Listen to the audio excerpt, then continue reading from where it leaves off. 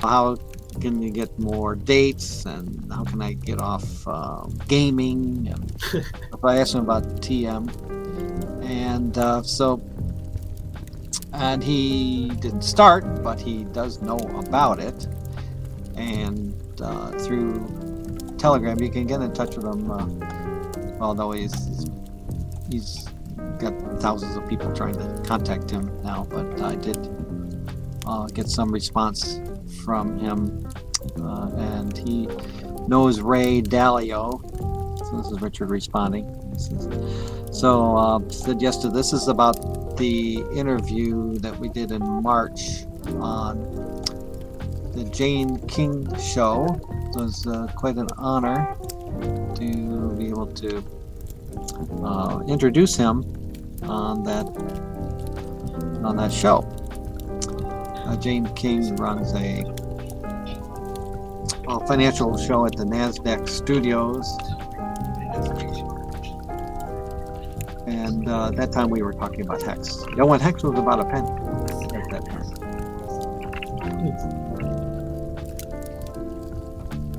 Video, and I'm going to talk with him. He's going to be on Thursday talking about Pulse. I'm currently setting up that interview. This is Jane King in the upper left, and this is the vision. Who's Richard Hart? Why is he famous? Or he's famous. He's been a self-help kind of guru even before he got into digital currency.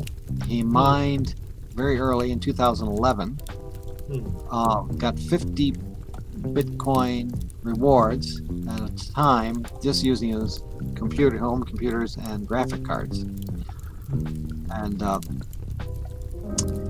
he's a Bitcoin maximalist for many years, and gave free help discussions on his YouTube channel, youtube.com/Richard Hart. You'll see hundreds of videos that he's given. Okay. Including one with John McAfee. That was interesting. Shortly before McAfee apparently passed away. But there's his video, and also you can get the latest information about Pulse and PulseX, the largest free airdrop in history. So here are some in the old days where he's talking about how to get off gaming addiction. He had a gaming addiction, he says, and some tips along those lines. So seems like a very good guy, consistently a good guy, giving a lot. Good. He's a good predictor about the Bitcoin price. He said that it's looking like near the top in December 2017, at that top. Then on April 13th, 2021, which was the top of Bitcoin, around 68,000. He said, I've never seen so many topping signals. They've already got Elon Musk, the richest man in the world, who's invested in Bitcoin and didn't like it because he said that Tesla will no longer accept Bitcoin for purchasing Tesla cars. He said, and indeed the price went down. And then recently he was saying that Bitcoin will not get above 60,000, and that's coming true as we see today. That Bitcoins and Ethereum are kind of going down. The electricity guzzling coins are going out, and the electricity efficient coins are on their way up. So that's why I felt confident in going with Hex.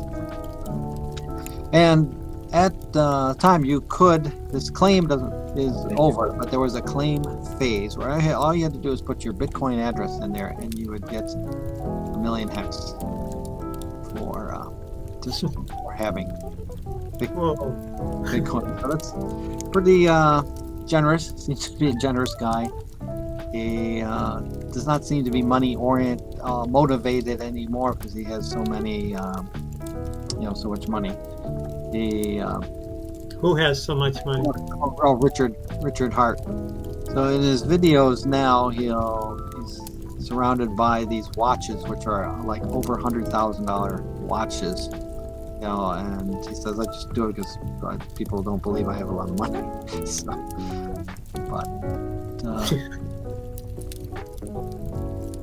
He actually going to start at 0 and feature his Altcoin. So here's one of his examples of his videos. And some Louis Vuitton luggage. That's like $3,000 bag there. A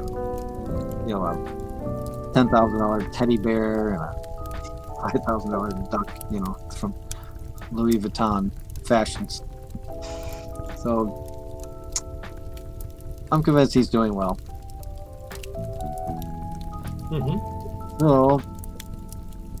So on this one here, back to these stakes, this is one that's $60. It turned into 1,532. So you're going up 25.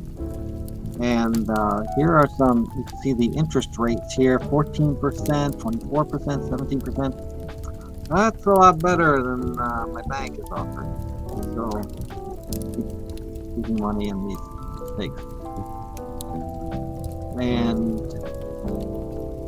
let's see, the longer ones, notice that's a higher interest rate. It's 39, which was 20,000 X. So let's see, that was about day 410, January 14th, about a year ago. And yeah, X was about a penny. So that was just $200. $200 is so far 5,345. Total value so far, I've not put more than, to invest in X for this account, it hasn't been over 2,000, and that's up as a worth now. If I could unstake without a penalty for early withdrawal, that would be $44,556. But the way staking works, there is a penalty for early withdrawal. So if I was to end stake this now, and I've only progressed into 6%, I would, not sure how much I would lose, but if you honor the stake at least 50%, then you get your principal back. However, you would lose the interest. So, but if you go through the stake, if you get 99% or 100% of the stake, you'll get the interest as well. So, for example, this one here, day 401, January 5th, it would have been about $500, and that turned into $12,929. And I did the unstake, and it goes from the top part here, active stakes, to the below stake history. There is a stake here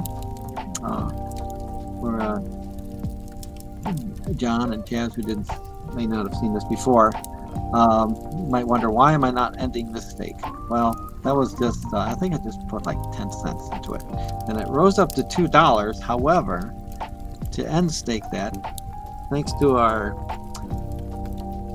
Ethereum fees, it would cost me to unstake $2. It would cost me over $200. So I'm just going to leave that there. And it'll just eventually drop off, decreasing 1% a week until it fades away.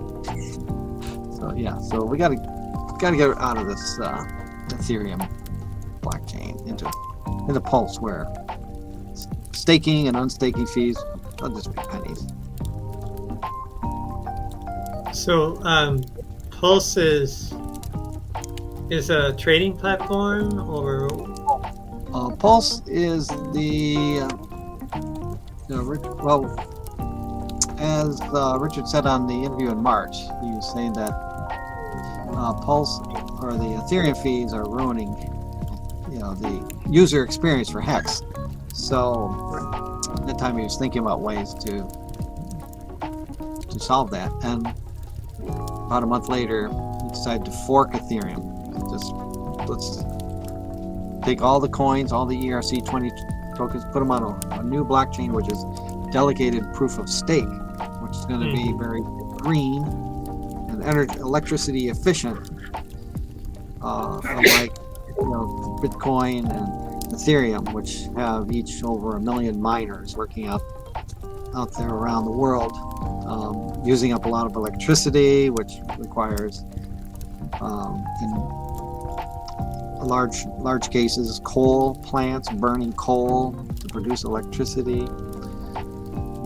So delegated proof of stake, it's less than 10,000th of the electricity required, with the miners, or called validators, working in cooperation rather than competing to guess a random number between 1 and quadrillion, so that they have the honor of mining the next block for every 10 minutes. So it's better to with the delegated proof of stake, they take turns, and the miners or validators in the guild, it's works like a guild, or like the bar association, where they're kind of in competition. Lawyers are kind of in competition, but they're also working together for the integrity of the business, for the legal profession.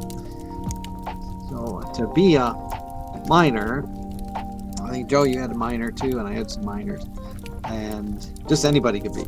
But to be a validator, you have to have a stake in the coin, at least $60,000 worth of invested in the coin, so that you would not do anything that could hurt the coin, Pulse. And a good system, my basement mining facility would not qualify. Need battery backups and a good computer center. So Richard is enlisted. I think it's about 40 validators who will be starting when Pulse actually launches. And apparently that seems to be enough, based on other coins that have used delegated proof of stake, that it is hack proof. It hasn't been hacked, and will be a secure blockchain. So that's why I feel confident in the Pulse opportunity. And there is, you can see on GitLab that they are working on it. There are improvements that have been made within the last days, and they have 2 days ago they were working on it. There's a test version that you can send and receive, test Pulse. Tell me if I'm repeating anything that you saw before. And there's a faucet available for getting test Pulse. Faucet version2.testnet.pulsechain.com, where you just connect your MetaMask wallet and then click to get more test Pulse. And James, I don't know if you saw this before, but there's another site called freepulse.io, where you can test various games involving test Pulse, such as roulette. I think I did discuss this when you were on, right? The $200 free that. Oh no, I haven't seen this. No, sure. Okay. Free Pulse? This is on the test net, so it's you can't. It's not. Yeah, not the test net. not something you can cash in right Oh, away. okay. Gotcha. But they are going to continue it, with the real pulse. According to an interview with the YouTube channel called Rags to Riches, interviewing the Victor, one of the developers who created this. He also created some of the other PulseX sites. He seems to like the black background kind of look for website, but they made a roulette program where you can test out gambling with pulse, but with the test pulse. Let's see if I can get that going. Yeah. So what should we bet on? Okay, I'll let you bet. I'll bet $100 on red. Okay, let's see what happens. Click red, and then 5, 4, 3, 2, 1. On the upper right, I have 10,755 so far. Let's see. Am I gonna lose money or am I gonna make money? Yes. All right. So I'm up to 11,000. Okay. And some other things, some lotteries and duels, and just some apps that people will be making on the Pulse Should bet the house. And right. So it looks like it's probably gonna be red. Like if you just kept betting red, like you'd most likely win. Like. Yeah, but it's an equal number of red or black, and then the greens you get a better deal there. Oh, okay. You get more return. But all these things, people starting to develop these games and things. I know that Pulse is really going to come out. I think after the sacrifice period for Pulse X. So it was going to be called PulseSwap.com, but somebody already has the domain name, and there was some cyber squatter. And Richard didn't want to pay $1 million to get the Pulse Swap, so he called it PulseX.com. And in subliminal marketing, even Walt Disney sometimes puts the word X there, so he was laughing about that. And the Pulse Sex period in the summer raised about $600 million. Oh my God! I just got it. And he did what he said he was going to do, which was to let people see how much they were going to get in Pulse based on what they sacrificed. And let's see this website for that. It was a large page. So he's being very upfront. He's not hiding. He's giving videos. He traveled around through some cities in Europe with a Ferrari, I think he bought. And so you can look up by your MetaMask address to see how much you're going to get. So and this is the guy that's raising the money for the medical program. Yes, and the Pulse Sacrifice also was raising money for the SENS Foundation, the Strategies for Engineering Negligible Senescence, which means not getting senile as fast. And they got 27 million from that. So to get Pulse, you could either just sacrifice directly on the Pulse chain site, or contribute to the SENS Foundation. However, with the SENS Foundation, I think they kept 20% or something like that. So here I'll just copy my clipboard here, and I'll go to paste and see for that account. And it shows me I'm gonna get. Now what you have to do is you have to take off 18 digits here. It could be a little more user friendly. I would agree.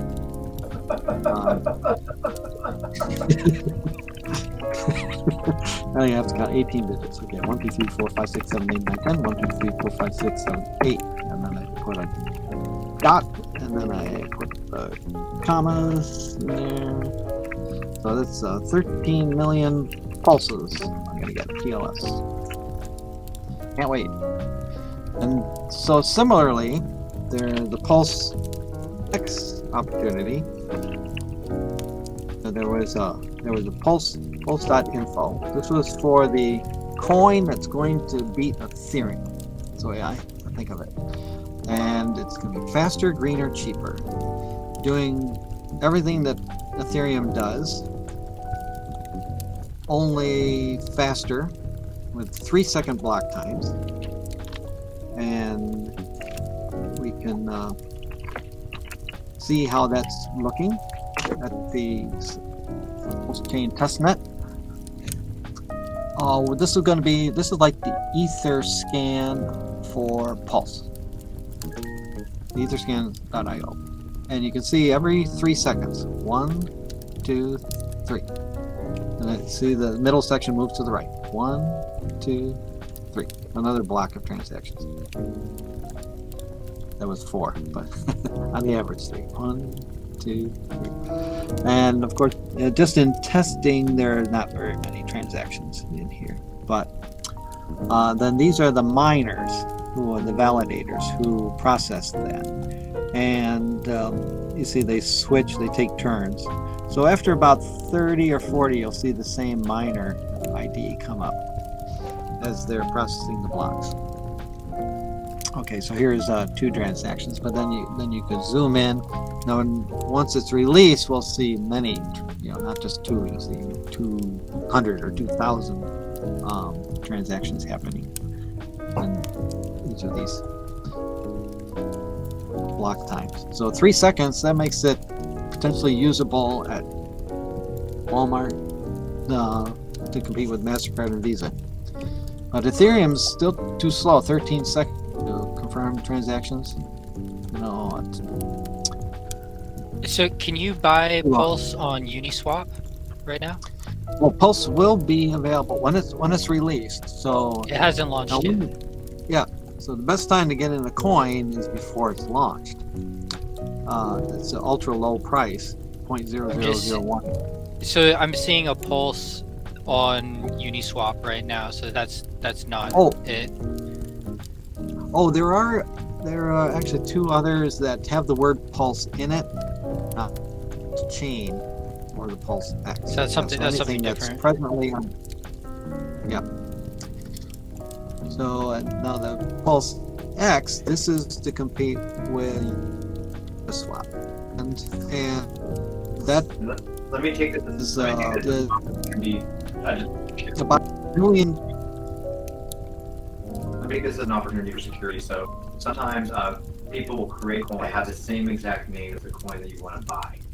Yeah. And so before you buy a coin, you want to make sure you follow official links, either from an official sponsor, official influencer, official Discord, or CoinMarketCap or CoinGecko. And that's the end of my spiel. Go ahead, Rick. Cool, great to clear that up. That's right. So there's still time.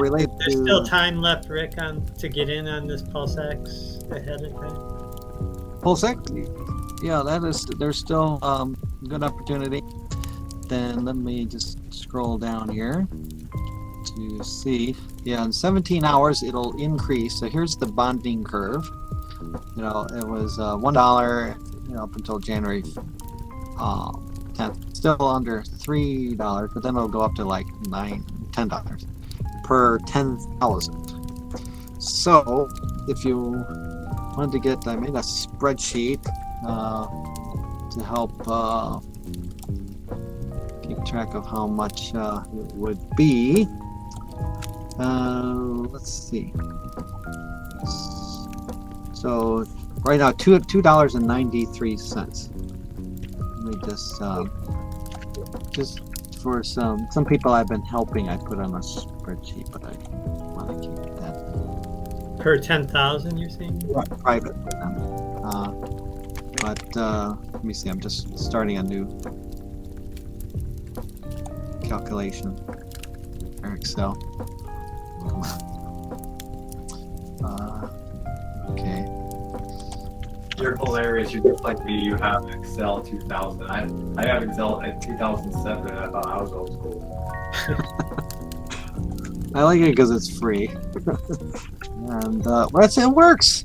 I like it because and I like the small toolbar buttons. I don't need these huge, gigantic toolbar buttons using up the whole screen. Okay, so how we would compute that? Okay, it's just all right. So okay, so to get at this rate 293. Let's see. Darn, I lost my formula. Yeah. Well, anyway, it would take for 293 you could get 1 million coins. So it's a nice round number. Up until UTC time, London time, which I think is where Richard Hart seems to be. He's had several big meetings in London. So that's a pretty good deal. To get 1 million or something. Or for $29 to get 100,000 of them. So as far as like PulseX, are there developers building projects on it yet, or you said it's going to take over Ethereum? How does it like compare with Avalanche and Phantom? I would say Pulse would compete with Ethereum, and PulseX would compete with Uniswap.org. Right, but his question is, and I'm curious about this too, how does it stack up against Avalanche and Phantom and Matic? Well, it will have very large liquidity pool. A lot of people getting into it. You see 1 billion people have invested in this coin so far. It's referred to as sacrifice, so for legal reasons it's not considered an investment. So the SEC doesn't have to get involved, because actually you're kind of purchasing something that has a zero value at the beginning until price discovery. And there will be very good opportunities for investing in a liquidity pool. On one side, the coin that you're providing a liquidity for will have, let's say, for Hex, there will be a Hex on Pulse, as there is a Hex on Ethereum. And the Hex on Pulse, which will start at near zero. So, and I'm going to try to get a lot of Hex. The P Hex is being referred to as Pulse Hex to distinguish it from the Hex. So there will be many good opportunities for establishing a liquidity pool between the P Hex and E Hex. Trading. So I got a question about the wallet. So is it EVM or is it something totally different? Yeah, it uses EVM, MetaMask. I'll just click here. You can see Hex is listed here. So if it's EVM, then it pretty much has the same development potential as any of the other EVM networks, Phantom, Avalanche, etc. So basically, any projects that can develop on those blockchains could develop on this as well. Exactly, and that's one of the reasons it's being referred to as the biggest coin giveaway or airdrop in history, because all the ERC tokens will work spontaneously on the Pulse network. So any coin that you have on Ethereum, there'll be an equivalent on Pulse.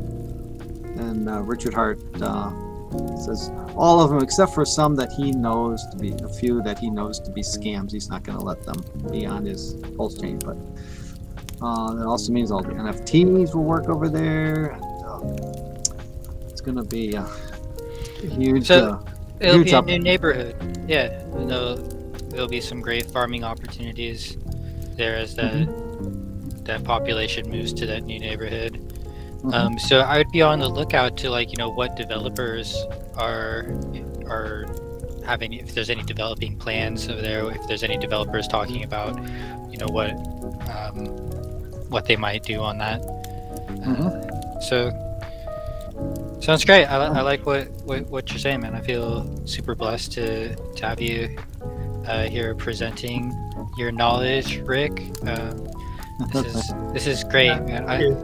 I love being able to come home and get online with you guys and talk about my favorite thing in the world. Yeah. God bless cryptocurrency. Now what I'm showing now is I switched over to the test net with my MetaMask, and then I went to gohex.com again, and then it's loading the sample page. So these, the Richard Hart's developers are also working on this as well. So you'll be able to practice making stakes, and it'll be very nice that the transaction fees are just tiny, and Hex will really shine on Pulse. It's deprecated because of the Ethereum fees. It makes such a pain in the neck to stake and unstake. So that other $2 stake I had before, with Pulse, no problem. I'll pay the couple, maybe a fraction of a penny to unstake. So what's the story with Hex? What is it? Hex is, you go to hex.com, and they have a good number of videos about it. Like I said before, it's a CD use case, so it's like a certificate of deposit. So it's like when you go to the bank, and basically it's the deflationary certificate of deposit coin, I believe. And basically, like I said before, you get more coins the longer you stake, but it's not linear; it's exponential. So who is it a certificate of deposit for? I mean, what is it serving? Well, it's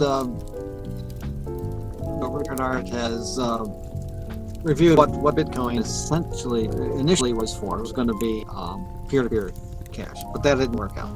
And then it became a store of value. Now it is a good store of value, so it's designed to take that point to reward people for holding with high interest. It's paid in Hex, but also the Hex price is rising, then you would get tremendous returns. It's a deflationary coin, so they're not making more Hex. There's a given amount of Hex, and then as you unstake, actually some Hex gets burned, as I understand it. So it's becoming more and more valuable as time goes on. Okay, it's a store of value like Bitcoin, essentially, is what you're saying. Yeah. Mm-hmm. Yeah. And it has inspired a lot of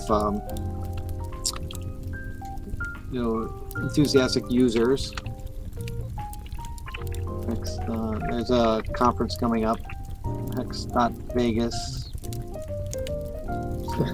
You may go to. Are you going? Sorry, yeah. Let me see what the date of the next one is. Yeah, so it's quite an enthusiastic. Yeah, so it'll be in June 20th. So they haven't put up the one for 2022 yet. Not at that time. A lot of people doing very well with Hex. Hexicans are referred to as. And some of the a lot of YouTube are enthusiastic. That's the summer solstice. Yeah. Investors. The end of June. Let me see, and some of the guys I follow, and I look up in Hex, is this guy in the upper right, Crypto Coffee, he's pretty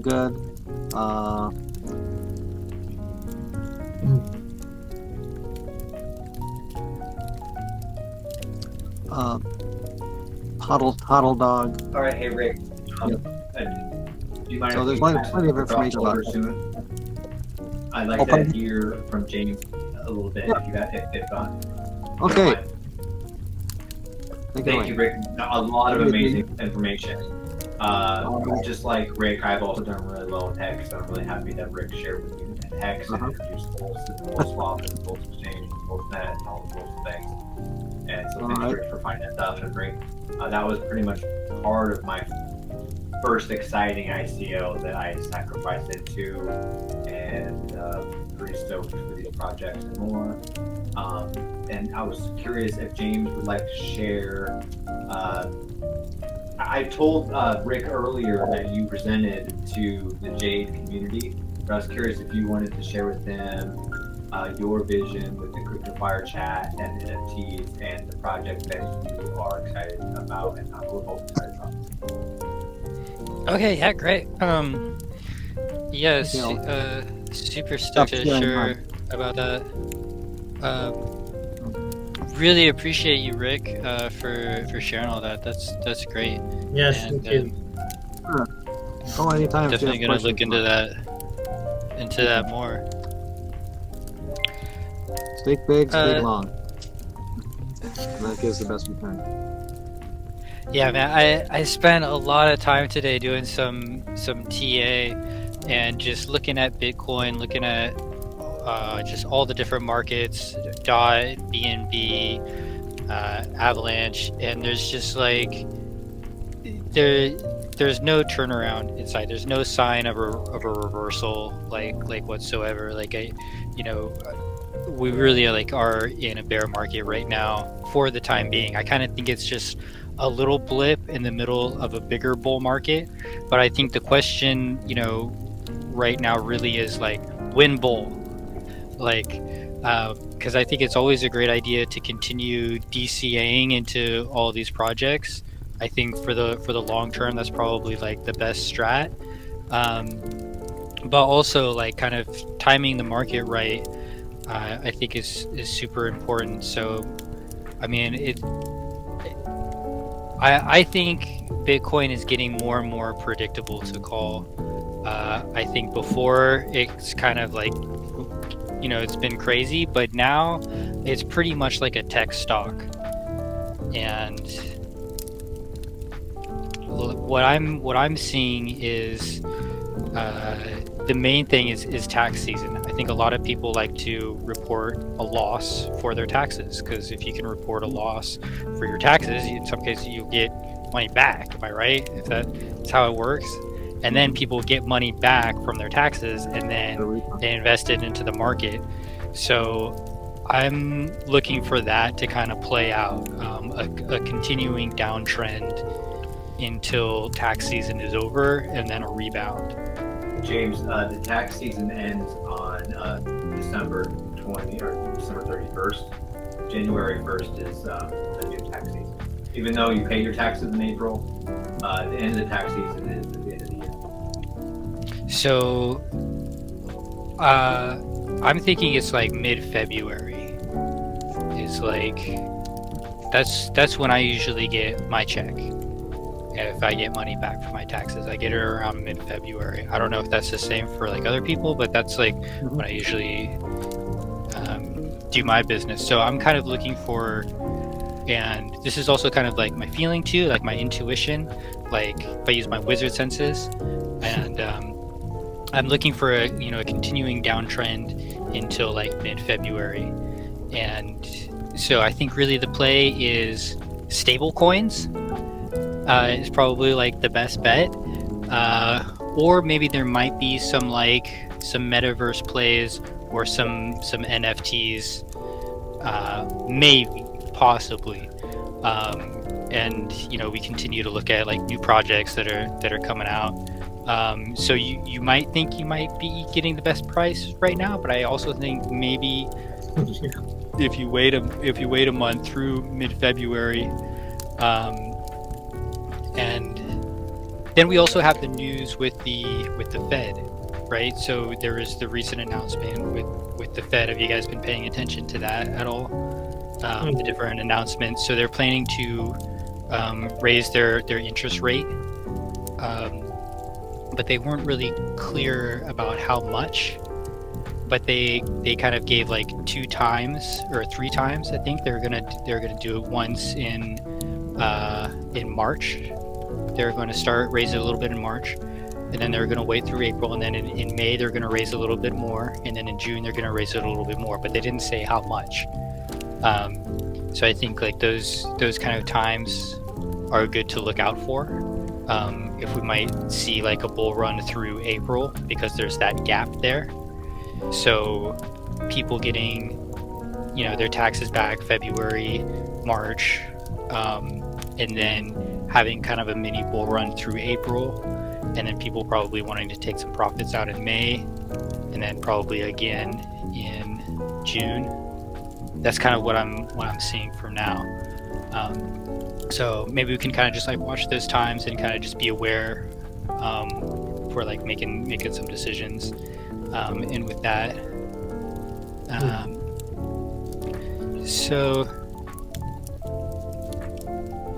so we're thinking of like turning the crypto fire chat into like a paid membership or something like that.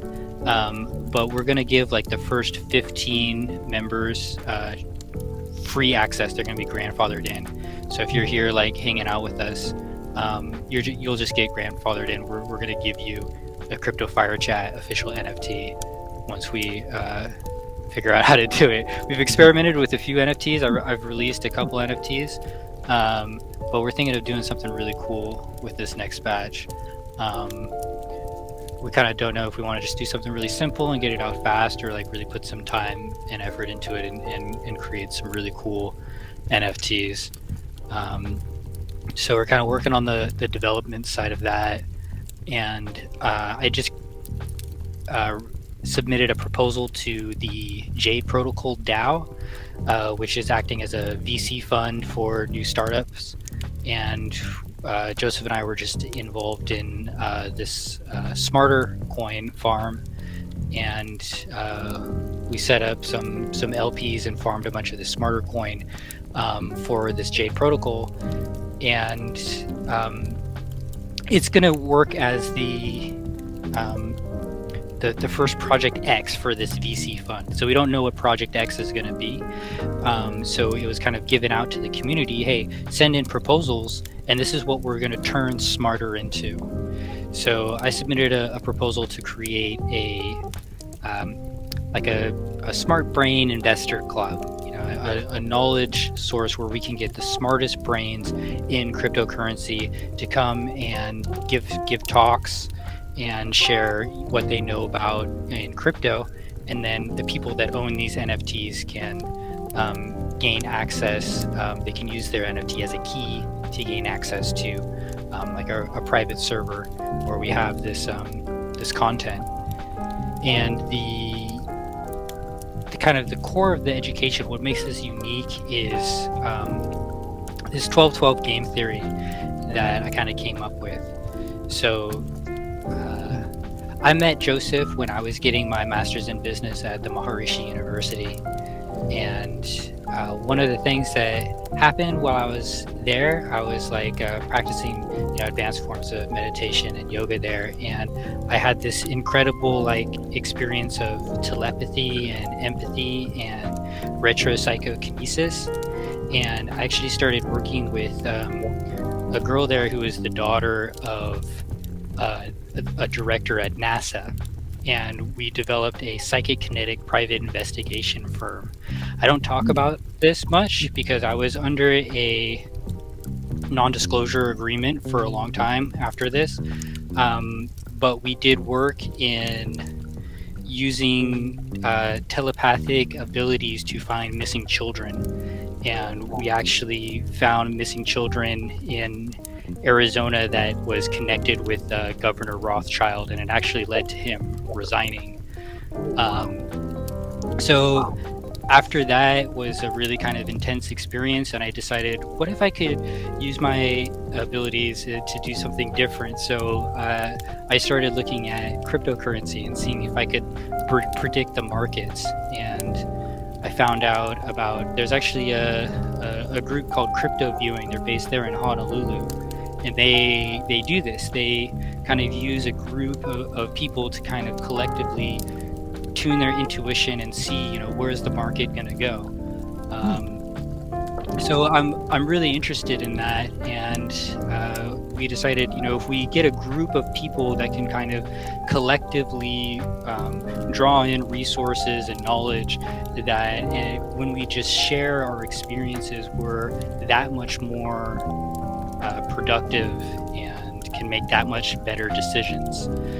So I came up with this 12-12 game theory, kind of in line with these invincible operating systems that I learned about studying John Hagelin when I was at the Maharishi University.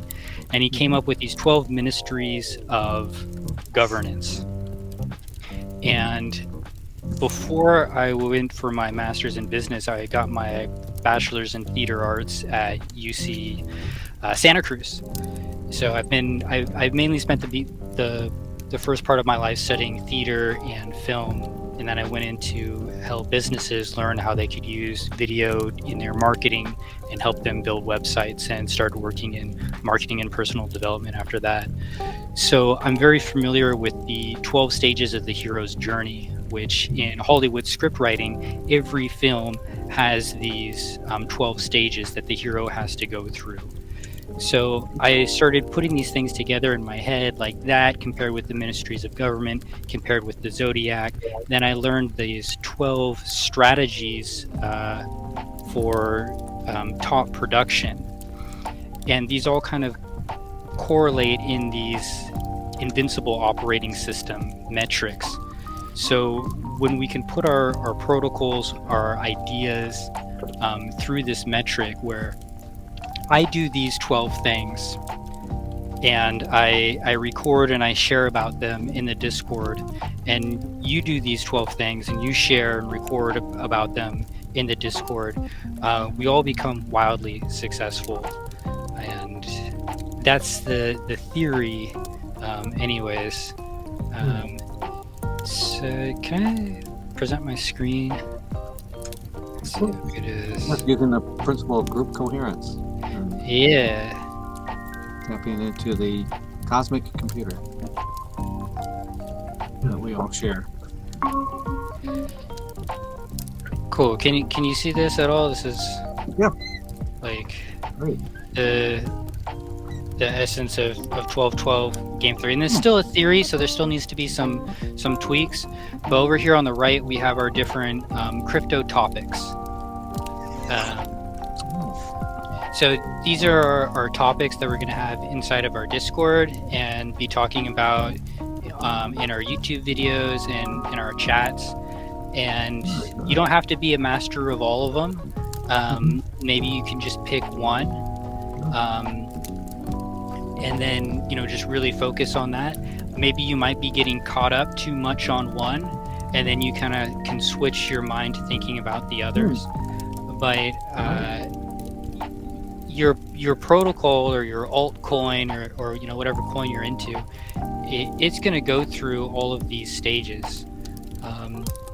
So first, we love talking about yield farms. That's like our original world, because we can look at these different yield farms. We made a video last night, Joseph and I, surfing around these different yield farms, looking at Beefy and Beethoven, and you can kind of see where the APY is, where people are getting the best yields to attract new people into that protocol, and because that's what's kind of bringing people the attention is that agriculture. It's that growing yields that you get in the farms, so to speak. The next thing we love to talk about are DAOs, because it's one thing just to trade crypto, but if you really believe in your currency and your protocol, you're going to want to be involved in the governance proposals. So to join a decentralized autonomous organization and start participating in on-chain voting and be a part of that democracy to decide the future of the protocols and the smart contracts, you really understand the responsibility, how some developers who are leading the DAO respond to community votes, and are you able to respond to what the protocol needs? And in this sense, protocols that have good responsiveness with their DAO, they create the best defense to really hedge against inflation. That's how the defense comes in, right? Yeah, because a lot of these DAOs, they think of themselves as reserve currencies to hedge against inflation. So you want to think like, how are we going to create the best defense against inflation? Participate in a DAO and be a governor and decide the future of the protocol. So then we talk about charts and technical analysis, because when we're going to get into one of these, yield farms and participate in these DAOs, or get engaged in trading at all, we want to have the right education and science behind our decision. So we might be like, all about this coin, this protocol, this idea, and then we look at the chart, and then we have to have that education and just be like, no, wait, maybe like we shouldn't get into this protocol right now. It looks like it's bearish. It's in a downward spiral. We just see lower highs and lower lows. And then maybe you just have that second to like kind of look at the credibility of the project and be like, you know what, like I really believe in this project, the team looks super credible, I'm gonna go ahead and like get involved. So then when you're getting involved in your currency, the first thing is like you're thinking about the energy. How is the coin created? How is it mined? Is it very energy intensive like Bitcoin, or is it like does it have more of a proof of stake idea like you're talking about Pulse? So this is when we really clarify the problem of how does this coin, serve us, right? The mentor that we would meet, are those staking and the validators nodes, the ones running the mining. Those are the ones that really are the mentors of what gets validated, in the cryptocurrency world. So once we're into this environment, we have the ecosystem before us, and now we're able to present the solution to whatever it is that we're looking for. This is when we like cross the threshold from where we were before into the world of using cryptocurrency, into the metaverse, into whatever game we want to be playing there. And then in order to do this, we have to use a decentralized exchange. We got to make a swap into this new currency that we're going to be using for this solution, in this metaverse, this game that we're playing. And when we look at DEXs and these different swaps there, it's like that's when we get to see like which liquidity pair is working. What are people using to swap into this coin from? We see the different allies, we see the enemies in these different projects that want to swap in and don't want to swap in. And then we are basically doing this because we have expectations. We think if we make this swap, we're going to profit off of the arbitrage. We're going to be able to make some money. And really those first 6 are kind of the main ones we need to look at. That's kind of like the exterior, and then the next 6 kind of represent the interior. So we have memes and influencers. Basically, this is the approach. So this is kind of like switching now to what you can do, because you can like follow different influencers, you can retweet different memes and things, but then this is also you becoming the influencer and starting to approach others about hey, I just got into this coin, I'm using this currency now, and then you want to influence others to use that currency as well. I mean, basically all of currency in general is Ponzi-nomics. The more people that you approach and influence to use that cryptocurrency, the more successful it's going to be. So the strat there would be, sharing social proof, like your man there showing all his Rolexes, his watches there. Yeah, people jumping in their Lambos. That really shows the health of the protocol. So you can have that social security in knowing that, hey, this guy's got a Lambos and watches. So,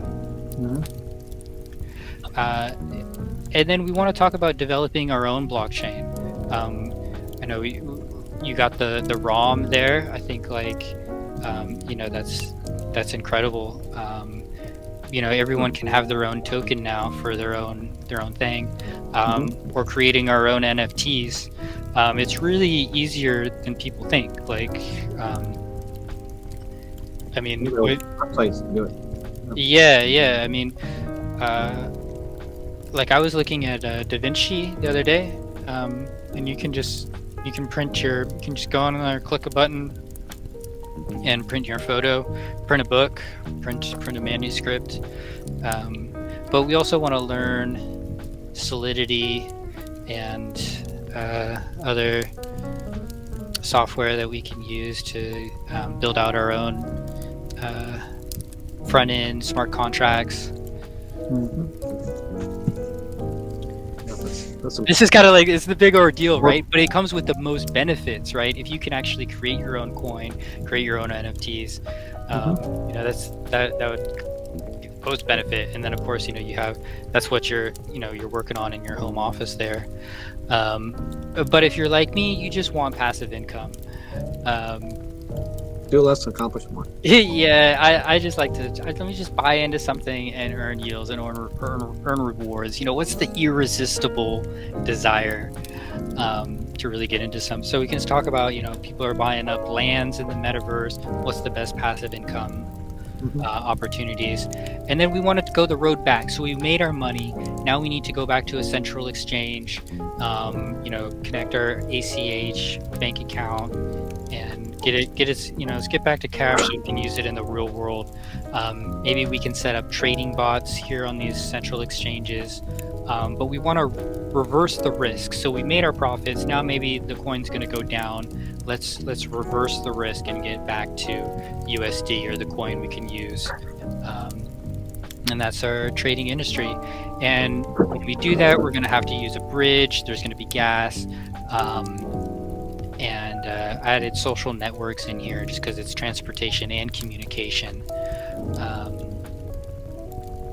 And this is where we get our resurrection, where we come back and we actually get that money back. And it comes to the return, and then we can have transparent accounting in the treasury. I think as an astrologist, I always like to add Ophiuchus and Cetus to the zodiac, because they actually do poke their heads in a little bit into the zodiac. So I do believe we actually have a 14 zodiac system and not just a 12. So Ophiuchus represents help. So we're going to talk about calculators, cheat sheets, different ways we can help people. And then Cetus is like the military or like security report scam. And that's the 12-12 game theory. I guess it's 14-14, but I thought 12-12 was more memeable with like a couple bonuses. That's a great chart. Is that something that you could share? Depending on Jade's response, you might want to also give a proposal to the Hex and Pulse Chain community. Maybe you can do your NFTs on Pulse Chain. Yeah, let's go multi-chain and start talking to everyone. That's great, James. Is that link to that chart something that we can see? Yeah, I'll take a picture of it and I'll post it in the Discord and then and Telegram. That's great. I'll save it and print it out and post it on your wall. Hey, Chas, what developments or research or any movement you've made recently?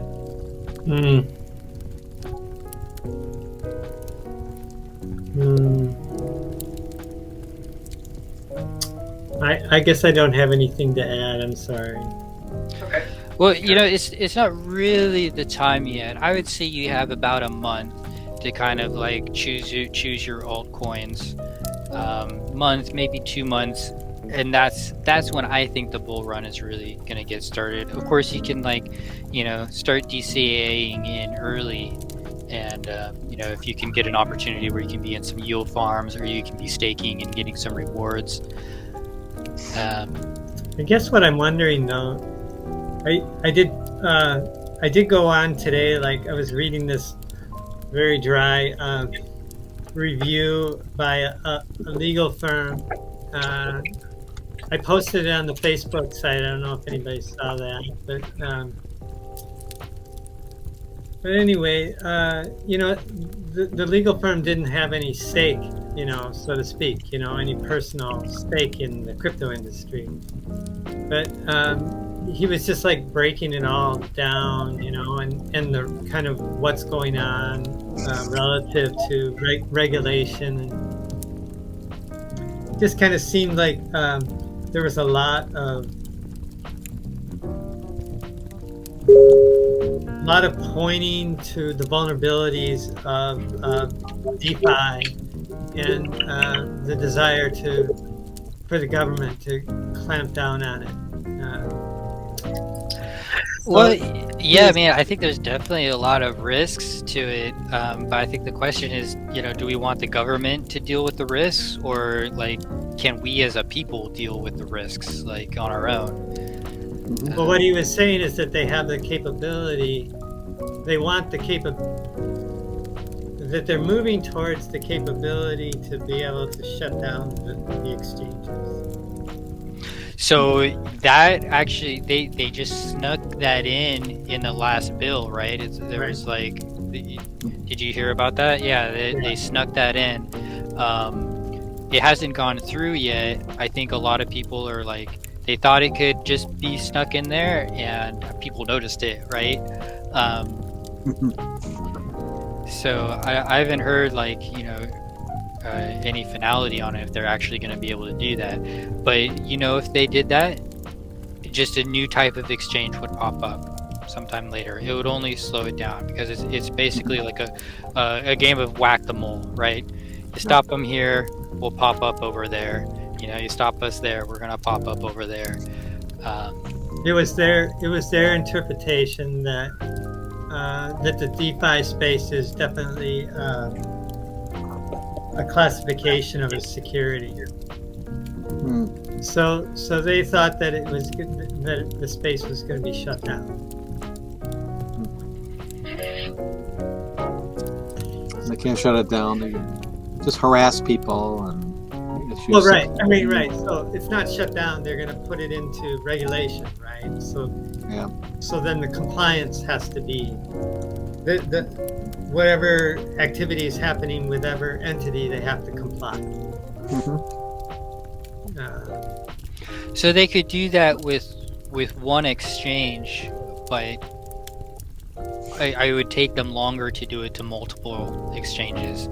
They could take down one currency, but they couldn't take down all the currencies. I mean, Binance, Coinbase, like, you know, they could be the first to go, but there's other places you could onboard as well. So I guess that what I know you're really smart, and I really admire you and all that you know, just so you know that. And I guess what I'm saying is that I've been experiencing since I came on in November is pathetic fear, and that fear has, you know, lost me, you know, a lot of money already. I haven't had any upside yet, and so what I'm getting at is if they intervene and start shutting down one exchange, isn't that going to just like take away the win of crypto and people's feeling of their willingness to play the game? Well, there's the whole US dollar collapsing going on as well. I mean, I think the the idea is like the plan is for there to be an economic crash. I think that's the plan. They're spending like they're planning to crash the dollar. Yeah. The Fed's just printing as much as they possibly can. The whole idea is to crash the dollar. So, like Russia and China right now, they're not going to let the U.S. dollar be the world's reserve currency for much longer. You know, they're pretty much done. U.S. as the reserve currency? No. So when the U.S. dollar stops being the reserve currency and it totally crashes, you know, what happens? Right. I understand that. I've listened to lots of stuff around that too. Well, I'll tell you what I think is actually the best idea. It's silver. Get as many of these coins as you can get. I think crypto is fun, but you want my honest opinion is I have more of these silver coins than I can count right now. I totally loaded up on this. I'm a bigger silver stacker than I am of any crypto. I love crypto so much, but you know, I'm betting on silver more than anything else. Because if there is a huge crash, like if there's a solar flare, if they could have an EMP and all of our online wallets could go down, I'm taking my silver to where you can get it. So we've had a gold and silver buying club in Fairfield. That was before I got into crypto. It was about 2012. We used to meet at Revelations. I love Revelations. I used to go there every day.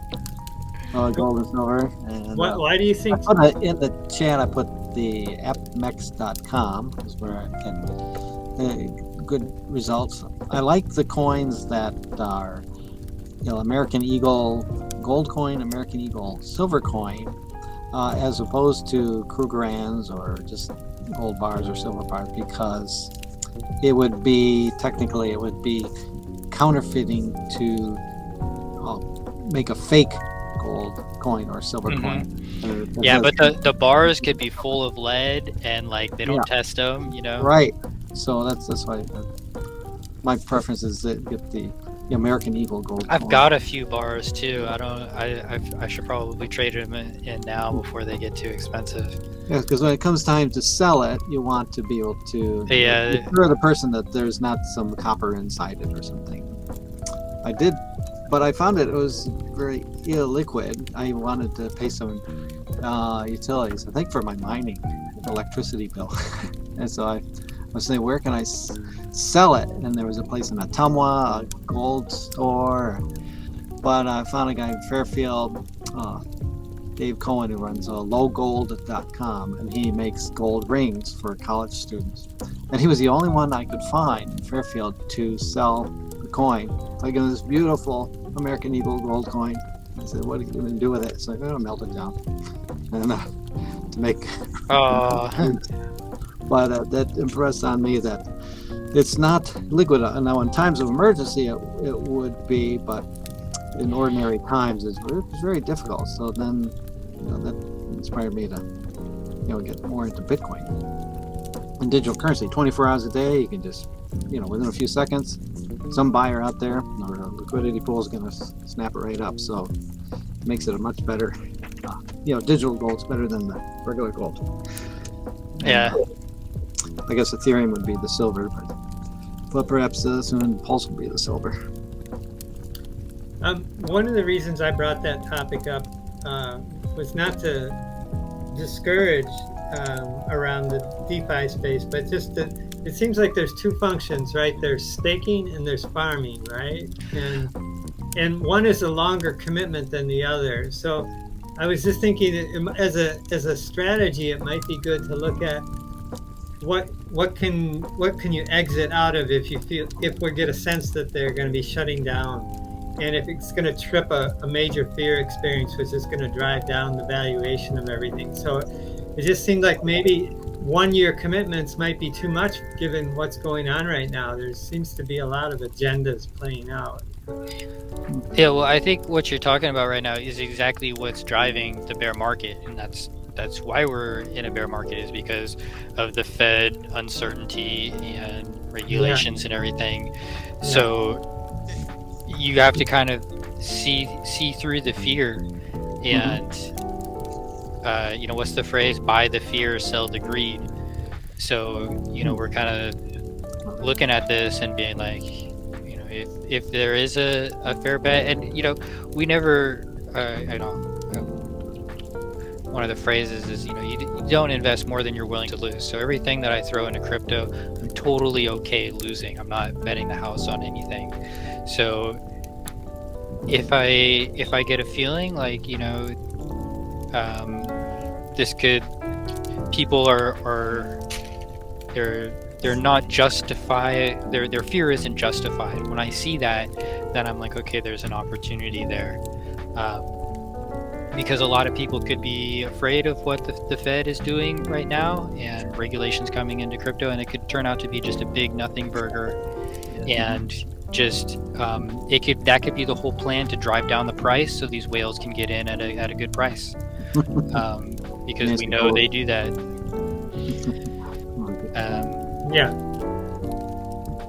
Sorry, because practically there's not much they can do. So it's the general public will be afraid. Oh my God, China's going to ban Bitcoin. I mean, they've been saying that for years. China's banned Bitcoin. China bans Bitcoin like every month, every other month. They're like, That's the point I wanted to make, is that I believe that a lot of this is just healthy fun, and it's normal. And I've seen these type of fun cycles. It's like part of the market cycle. Everyone gets greedy, everyone gets afraid, everyone gets afraid. There's always an excuse and a reason. It's usually manipulated by the media. And it's probably 50 to 75% of the truth. At the time, it's like half true or not true at all. And I really think that, like, within the whole market, the crypto gaming market, the metaverse gaming market, is going to be bigger than movies, the film industry, sports, the video games that we have now. Like, yeah, the NFL, the NBA, it's going to be bigger than all of those combined, right? The metaverse gaming industry, we're still super early to it. It's going to be a multi-trillion-dollar industry, and now we just have news. Apple is getting involved. Google is getting involved. Did you know there's going to be a Google coin now? Google is going crypto. So I think you're going to be able to pay for your Google Meets hangout in the Google coin coming out. Apple is going to have AR in their phones, so you can go straight into the metaverse AR through your iPhone.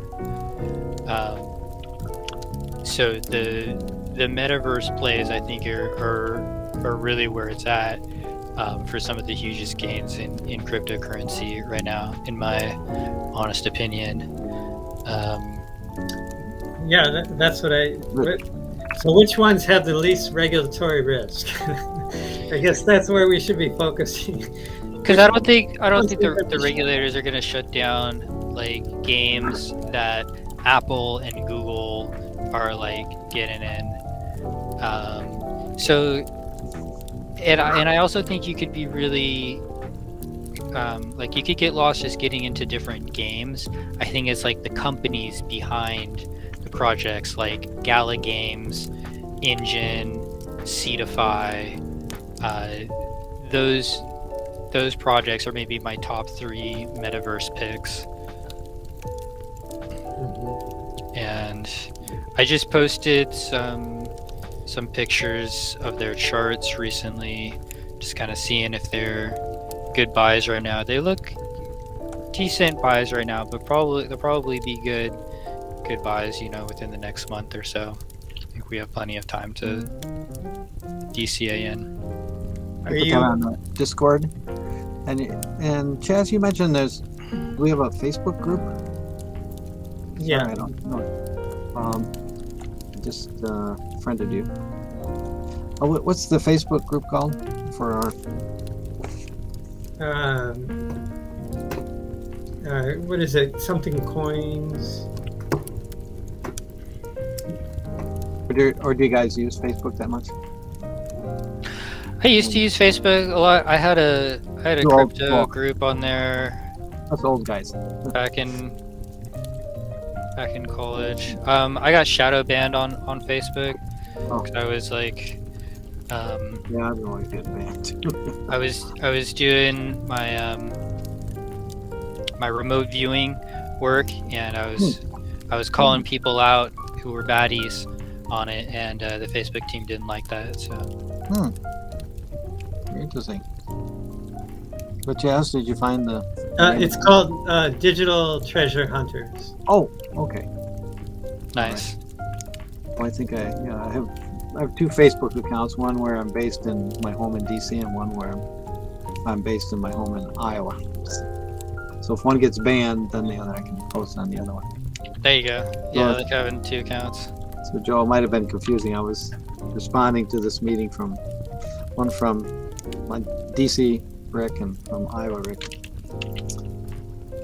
Yes, I'm DeFi Wizard and Admiral Harmony. Yeah. So anyway, Okay. I'm just trying to understand the whole kind of evolving space that you guys have been in for a long time, and I just want to understand the risks of, government that seems to have an agenda, right? Well, the risks are you could lose all your money. Yeah. Yeah. Yeah.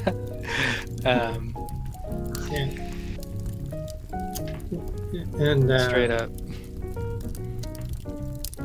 So ultimately, it's kind of like there's some that they're going to give a buy to, and I don't know. They've identified they're targeting 6,000 of them out of 16,000. Yeah, I think they're targeting privacy coins mainly, like secret. Yeah. But again, I don't really know Monero. how they could do that. I'm not sure how they could do it though. They could just put a hold on the central exchange and make like Coinbase not be allowed to list that coin, so people can't cash out to it. Mm-hmm. But then you could just swap it for another coin and then cash out that. Go through a tornado.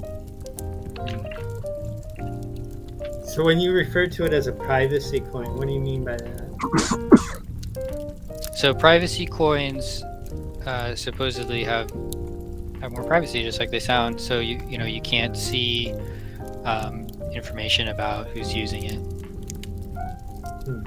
I think the ledger is relatively private. Like, you can only see the transactions that you make. You can't see if you, for instance, if somebody gives you their wallet address that they're public key, you can't use it to see what all of their transactions, what all their tokens are. It's still private. Yeah, so everything on Ether you can see on Etherscan. Everything on Binance you can see on BSC Scan, etc. Those privacy coins, it's like people can't see the transactions. So if you wanted to make like $1 million transaction and like buy a bunch of weapons with it or something, I don't know, that could be a threat. So I just responding to your chart and all that, I think it's pretty cool. Oh, cool. Thanks, man. And I like whenever somebody puts in, conceptual thinking work and can build a model around things, and if you can make it, practical and how we work together, then I'm supportive of that. I mean, I'm not as adept at this as you guys are, but anyway. Cool, yeah, thanks. Yeah, 12 and show. Like what you're doing. Guys, just keep going with it, your ideas. And I think whenever we can bring people together, And ultimately, for me, wealth building isn't that interesting. It's how can I be of service to the world, and that's why I'm here. You know, I just need to have enough to live on this planet, and so you know, for me, yeah, I love that. Like, and you know, you'll be able to be of service to others when you're able to like generate great amounts of wealth for them. It's kind of Right. what I learned. right. Yeah, So full let's, cup overflowing. yeah. So you know, let's all help each Determined. other. You know, make the best decisions so we can build the greatest amount of wealth, so that we can help the most amount of people. Yeah, I guess that's where I'm at. Is love needs to be at the center of it, and generosity, and then I can be behind it, and sustainability too. You know, We help others, we help ourselves, our big cosmic self. yeah, And also sometimes like I get stuck up on like really believing in a project and being like, yeah, I'm gonna like hold this coin forever so that like, you know, the project stays value, and even if the project's going down, I'm gonna hold on to the coin to keep the value. I'm never gonna sell, and you know, the coin's just gonna keep dumping on you. That's kind of like you know, I really like want Taco Bell, you know, and it's like, I know it's bad for me. It's like, you want to hold on to the coin, you know, I want this girl, and like, you know, I know she's going to dump on me. And it's just, it's that mentality of like, you know, you want something that's actually bad for you. And that's when you kind of got to have the realization that, you know, it's okay to let things go and go get into the trade. Non-attachment. Speaking of trade, have you guys been?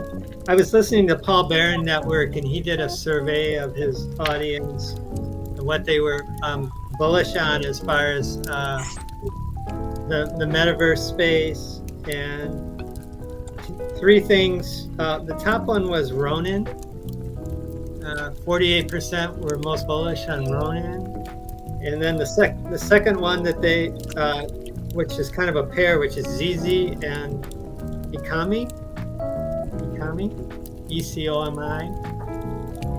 Okay, yeah. Hey, And will you post those in the Discord? That'd be awesome to check out. I haven't heard of any of this, so if you post those in there or on the Telegram, I'll go give them a look. yeah, I think it was interesting. Yeah. And then Did any of those stand out to you? Well, I mean, they were talking a lot about ZZ and Ecomi.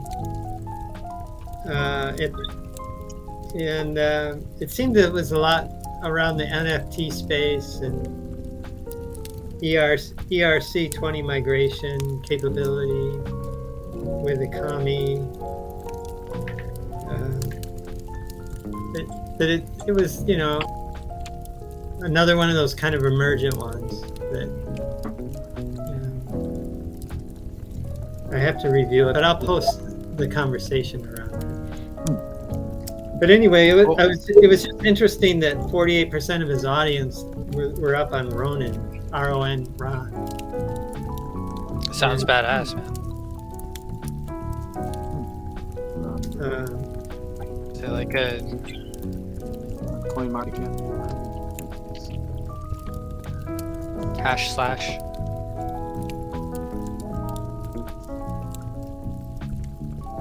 I haven't really had time to, since I heard it, to go into them.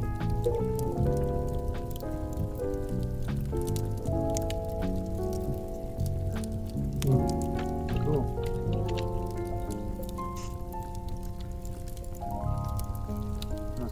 New coins coming out every day. Some silly coins. I saw one Shiba Doge. Yeah, For baby $1. Doge. Shiba Doge. It's they're trying capitalizing on the fad, Shiba and Dogecoin. Really? So It's like cat dog. It's like half Shiba, half Doge. Like, yeah. So you get the I got 7 quadrillion of them. you got 7 quadrillion Shiba Doge. For under $1. Oh man. Uniswap. So, May your trade be blessed. Man, what people buy is amazing. I just did it. Look, I don't. I heard the zombie Inu coin was like going to be the next meme coin. But like Doge Elon did like really well for a while. Cool. And King Shiba. Mm-hmm. Kuro Shiba is just it's like down 100% every day. Oh.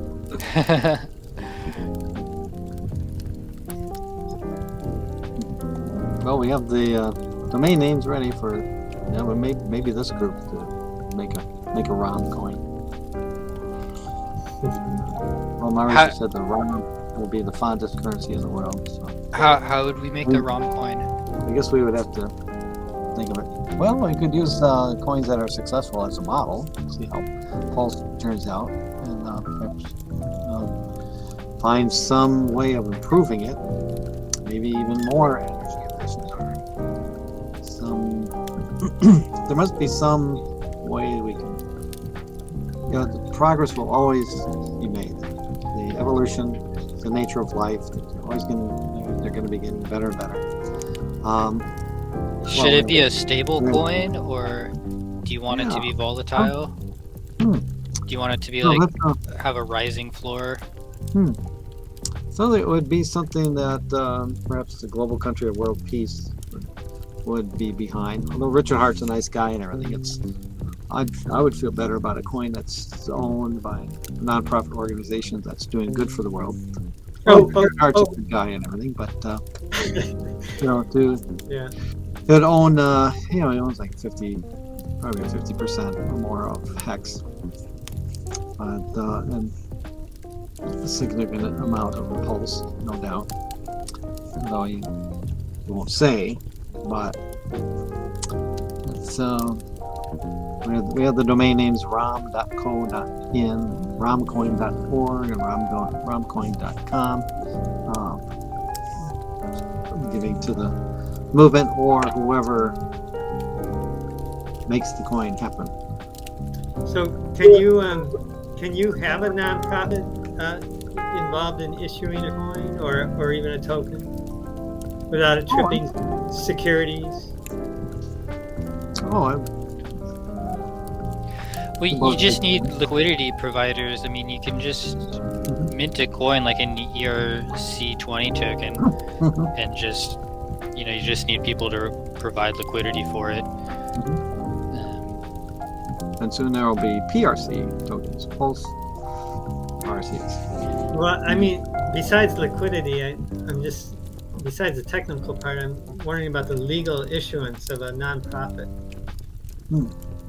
I mean, because that's on my mind, because I'm starting a nonprofit and I want to, I'd like it at some point to give you guys a presentation. Well, the nonprofit could run the DAO of the coin. You just need someone to run like the governance proposals for how the coin would, how the smart contracts of the protocol will evolve over time. Right. So you could just put that on an existing platform, right? Yeah, that would be no problem. That would be easy. The hard thing would be if you wanted to develop your own blockchain for it. Right. But if you just worked off of, is there a downside to working off of some, one of the leading platforms? Well, then you wouldn't actually have a coin, you would have a token. Right. You could call it a coin, but it would only be a token running on another blockchain. Right. And is there any downside to that? Well, if the platform has high fees, then that hurts all the coins on top of it. But something like Pulse Chain, right, doesn't have high fees, right? It won't, right? And maybe out in, possibly a month or two. So what is it implementing, like proof of stake, and then sharding? Does it incorporate sharding, or like do you know its like scalability use case? Because I know like Harmony, for example, implements sharding, and that's how it's been able to become like the fastest chain with the lowest fees. Who are you asking? Good question. I'll need to find out about that. Yeah. Blockchain and sharding. What does that mean? But whatever Ethereum can do. So yes, like Altcoin can do. like when Ethereum started, it also had really low gas fees, but as more people started using it, only so many transactions can go through the node for validation at a single time. So if you create multiple shards, then it's basically like a clone of the blockchain, so that the validations can go through separate nodes on different shards. It's kind of an easy way to explain it. So there's security issues that go along with that. So you have to account for how do you keep it secure as you cross onto different shards. So Harmony is probably one of the best examples of a blockchain that has successfully done that. So it can continue to keep its incredibly low gas fees as more volume comes into the project. They can just create additional shards infinitely. Yeah, so I guess that's just one of the questions I had is so if you were using like Harmony, would you then need to still have a for-profit entity kind of run the DAO, you're saying? And then the nonprofit would manage other aspects of it? Or I was just trying to understand the legalities around a token. Let's say you had a token with Harmony. Yeah, you could create a token on the Harmony blockchain. Yeah. So, is there some big advantage to having your own coin versus a token? Well, if you wanted to create additional projects on your coin, think of the coin as a city, and then the tokens are all the businesses in the city. So we have all of these different cities around the world, or it could be a country, but you could just think of it. You go to Solana City, and then in Solana City there's all of these different businesses. So you can play Soul Chicks, you can like go into the Solana farm, you can do Solana lending and borrowing. Do you want to have all of these different financial experiences on your coin? Because if you wanted to offer lending and borrowing or other financial services, would they do that on your chain with your coin, or do you want to offer something, one specific use case? Because if you want to offer one specific use case, you can just have your token. But if you want to provide a platform for other people to have different use cases, then you want to have the layer 1 solution, so that you could provide opportunities for different layer 2 solutions to others. Yeah, so from a perspective of momentum and public exposure, it seems like you'd be better off on a larger body of people and not be having to worry about all that, right? So many coins start off as tokens. Like take like Shiba Inu, for example. So it was an ERC20 token, and then it came out with the Shibarium, and I don't know how much of a success Shibarium has. I haven't been following that token that much anymore, but coins have done this. They started out as a token, and that's how they do their startup, and then they transition into their own blockchain. I wanted to. So, like Miami City did they create a token or a coin? I'm not sure. Miami coin. Let's see what Yeah, is it? Miami coin. And now there's going to be in New York City. Yeah, and Arizona and Texas are making Bitcoin legal tender. So you can start to just like buy things like in Bitcoin. See how that works out. That's bullish news. Yeah, you haven't heard about that?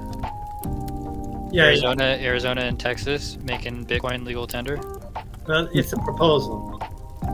Yeah. Oh, so yeah, you've heard of the proposal. Yeah.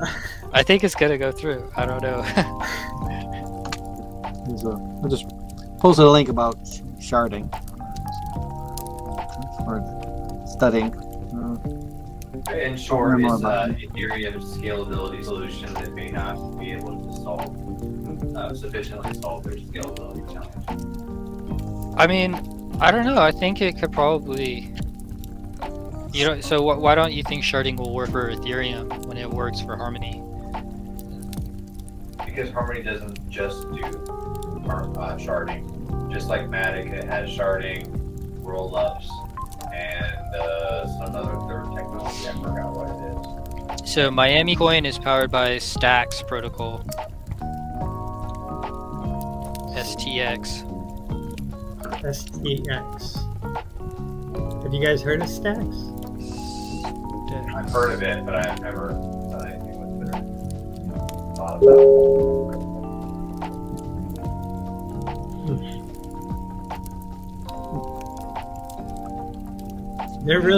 They're really bullish on it. He's hoping to eliminate taxes for Miami. Yeah, let's do it. I'm down to move to Florida. Or maybe at least just set up the business entity in Florida, and then we can live in Hawaii. Yeah, no right? tax in Florida.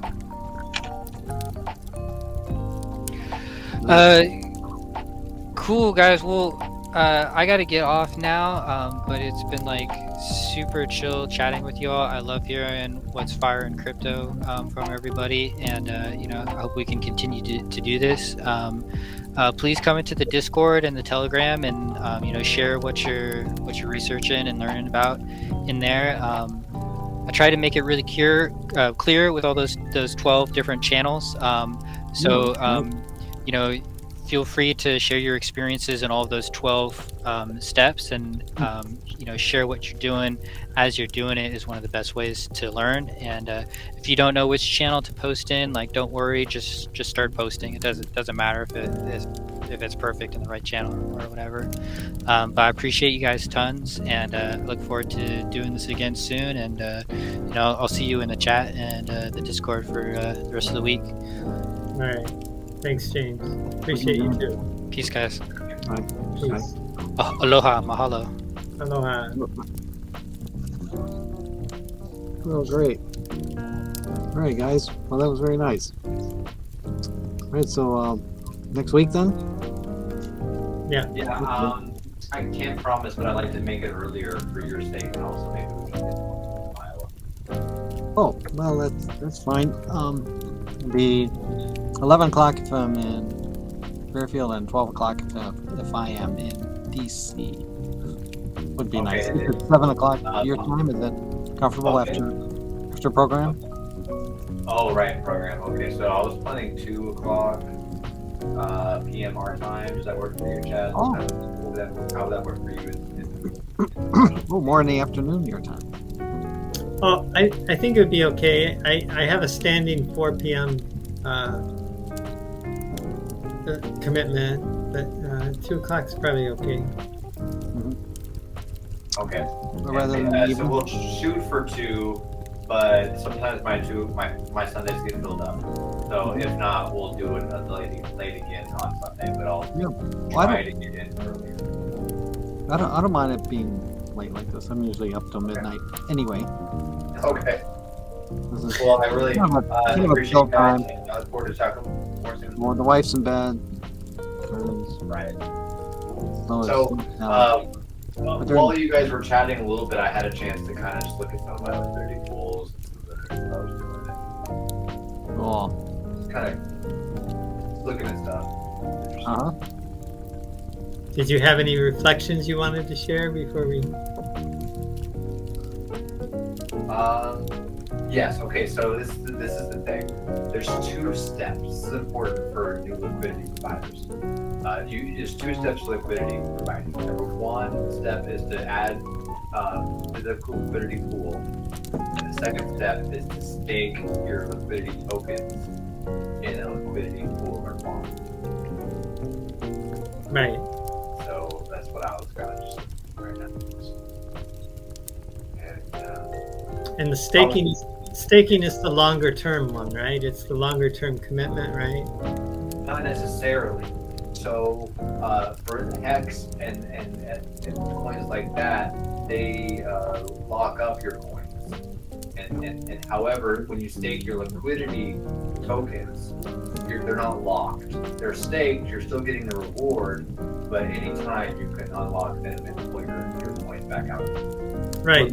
Without a penalty for early withdrawal. Correct. Right. So that's what I'm saying. The staking is the shorter term, but the farming is the longer term generally, right? Because like the one that you and I did, that was a 1-year commitment you made. The second step. Right, but that's so it's the other way around. Sometimes staking does have a time commitment, like for instance, Hex. So there's other ones too. I did it via CPAD. So when you stake, there'll be terms. Like, okay, you're going to get this rate, but you have to log in for this amount of time. But I think more often than not, it's not locked. But oftentimes when it is locked, the rate is higher because they can guarantee that you're not going to dump on them. So the price, it's inflationary. It's deflationary to the price, if that makes any sense. Like it's going to make if everyone's not selling and people want it, and there's demand. That's kind of why Hex has done so well. That's gone up.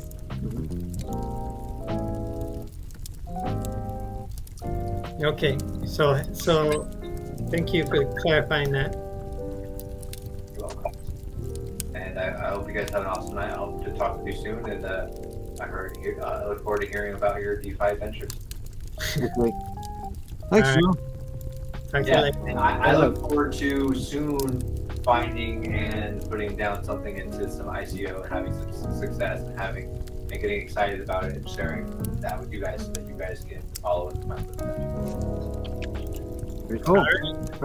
This week should be a lot more relaxing. Going to Lanai tomorrow and then Molokai on Wednesday. It's just a lot less things. Just a lot. Just putting down a couple for them, and probably I attend meetings every week for SecureX token, although it's not. The wallet's in development, and another one that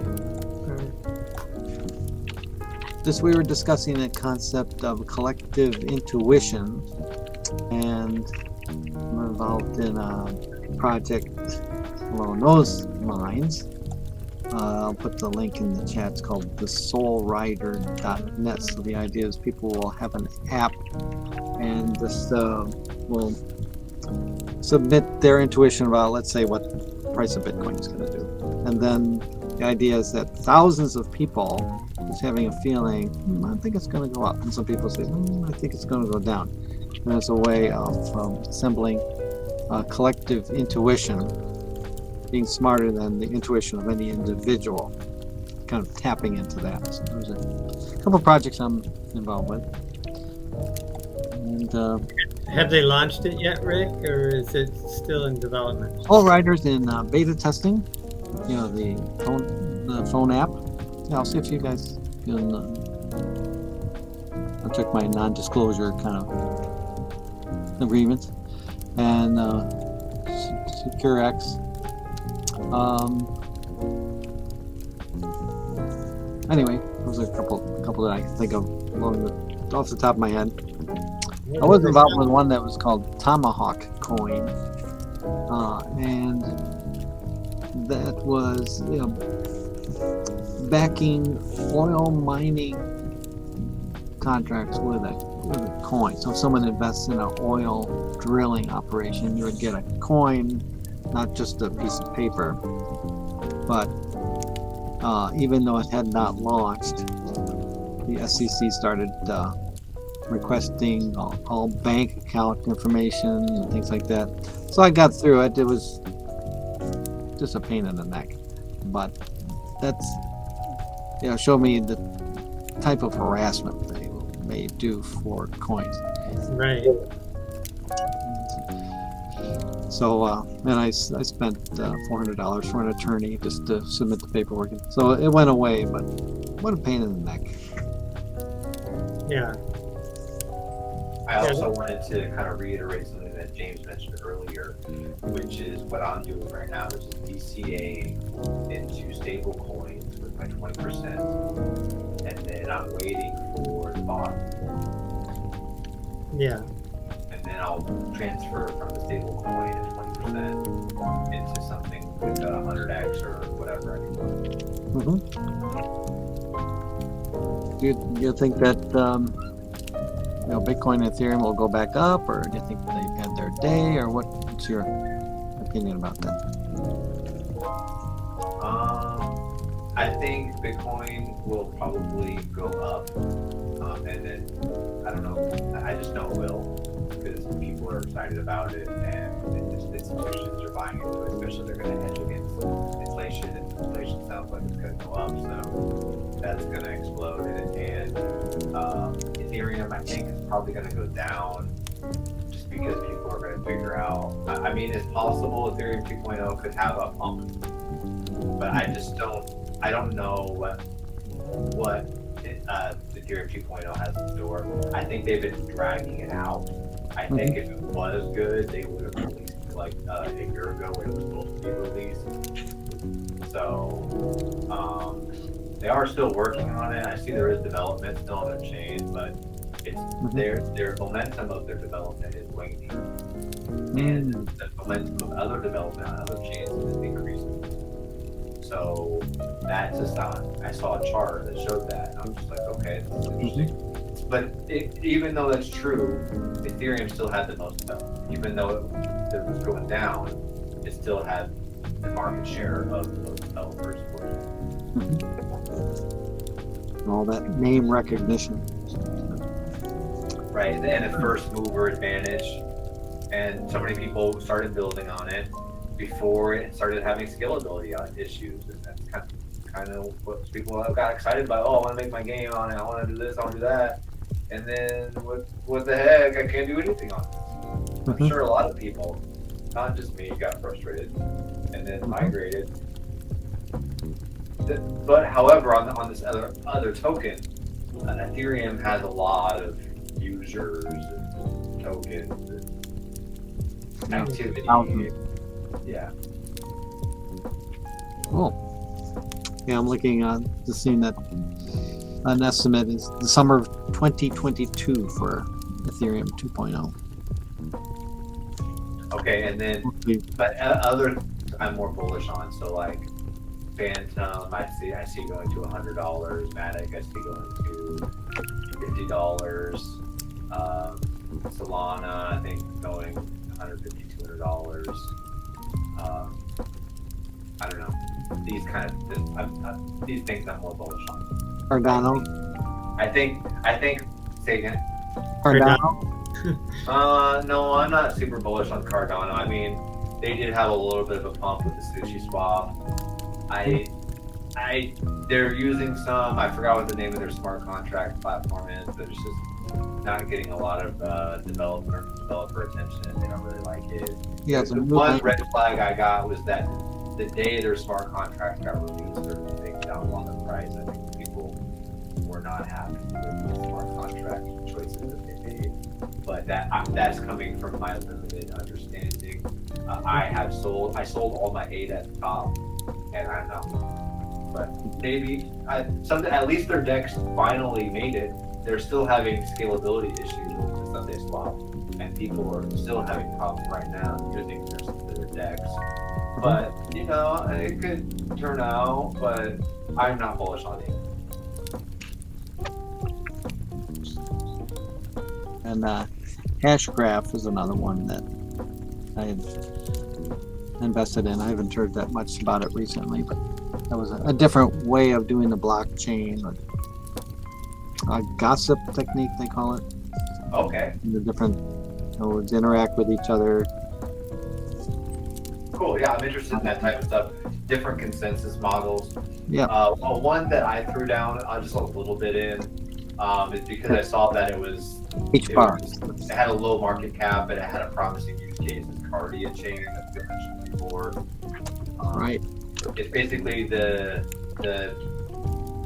Ethereum, or you could say the Matic, is layer 2 of Southeast Asia, Singapore, and this area.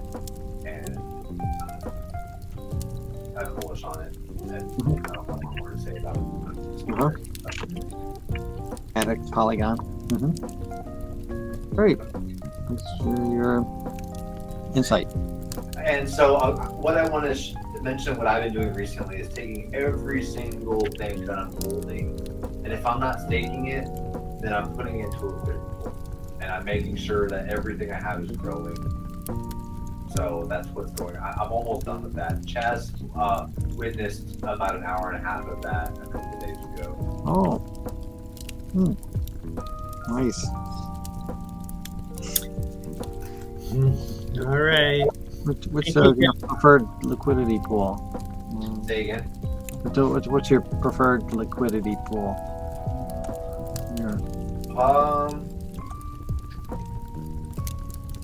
Chaz, it seems like you're ready to say goodnight. Do you want to go into me talking about my preferred liquidity pool? No, I'm still yours. Okay, cool. Yeah, well, no worries. I don't have one is the short answer. However, I do have ones that I'm working on. So I really like what Cake is doing. It's not liquidity. I do have some liquidity pools on Cake. Let me see what I have. I have an Eartha BNB liquidity pool on Cake. I'm really bullish on Eartha. It's a metaverse project. I have land on Eartha.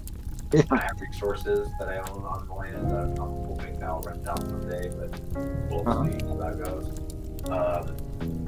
I have some other stuff on PancakeSwap, but mostly I'm excited about the IFO staking.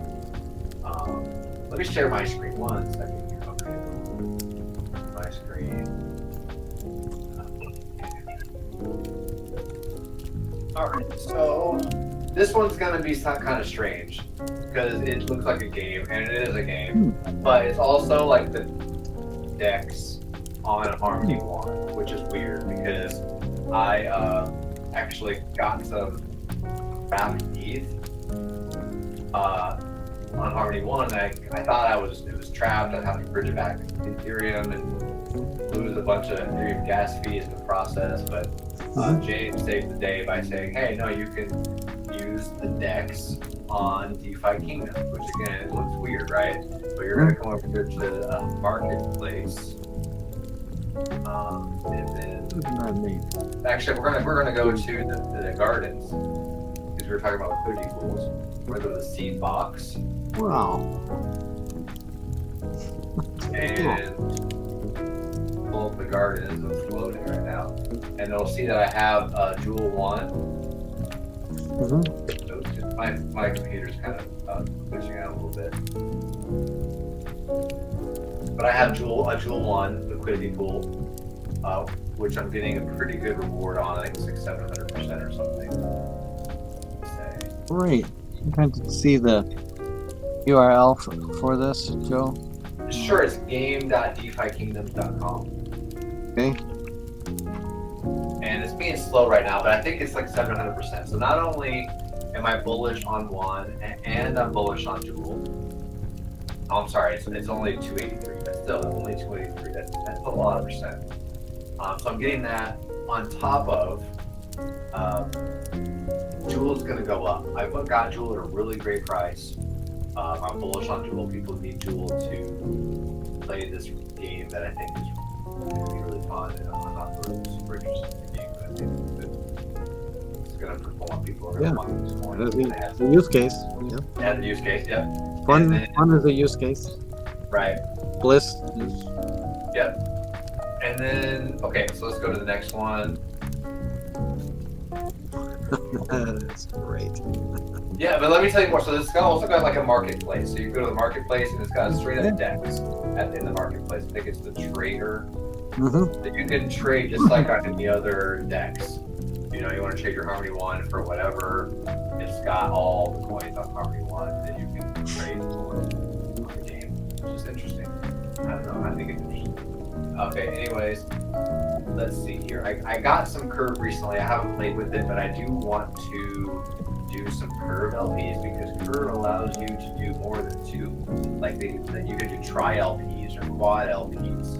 So say you have a little bit of this, a little bit of that, a little bit of this. Mm-hmm. How I understand it is you can make create a curve multifaceted LP where it doesn't have to be 50% of each coin. So that You don't have to match the 50%. right. And then let's see here.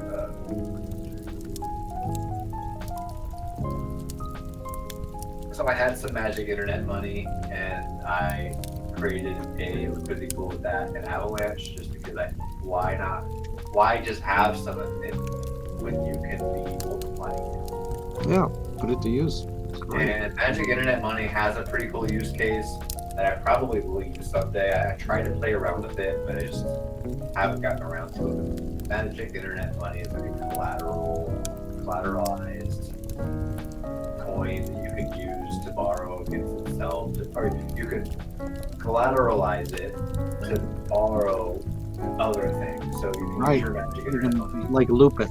That's right. To yeah, borrow Dr. Bitcoin. Mayer was talking about that on the. Right. I'll send a link on the Tai Lopez course. Right. There's a section on that. And James talked about it during our bear market strategies. And it seems I'd like to really understand the math around the looping to really understand the risk. It seems like in leverage and so that I don't know if you guys know about the Time Wonderland scandal, but that's part of it. Is that that guy was getting was going to get liquidated on his magic internet money, and so he took money from the treasury to try to prevent himself from getting liquidated. But he still got liquidated, or so I heard. That could just be a rumor, and if so, I'm sorry if I'm spreading a false rumor. All right. I'm really interested in getting a Bobcat miner. I don't know if it makes sense, but the idea of it is really cool. We talked about it in one of our groups. It's not on the liquidity pool, but okay. So this is one I did with Chas. SLC is what's it called again? Basically Metaverse on Solana. I forgot. Oh, Solstice. Solstice, yeah. Solstice, right. And I created instead of just owning the Solstice, I created a liquidity pool with Solstice and USDC. Could you spell that Solstice? SOLSIS? ICE, yeah. Oh. Yeah. Oh, okay. Thanks. And so Chaz brought it up as one of the three top metaverse plays that had the most immersion or something like that. What was the article about, Chaz? Yeah, it was all about that a lot of the things on Sandbox or Axie or like are kind of lame compared to these, which are more like you're really in this space and you're really in this alternative environment, and it's just a much more high quality experience versus kind of a little gamey kind of stuff that is kind of in the space right now.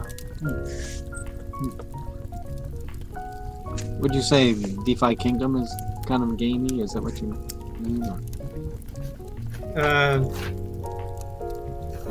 Yeah, I'm not sure which ones, but the ones that are in the Sandbox environment and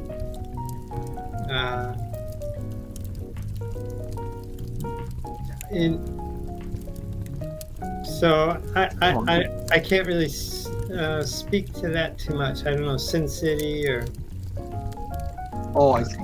Yeah. Games like that. Yeah. But this is kind of like you're stepping into this futuristic environment, right? And moving through it. You know, a lot of big ecosystems with a lot of cool experiences for people. And, Makes it fun. which, I mean, that's kind of like the traditional gaming stuff that isn't really a part of the whole block system world yet. I mean, the big gaming companies that are, they have these really high quality spaces. Yeah.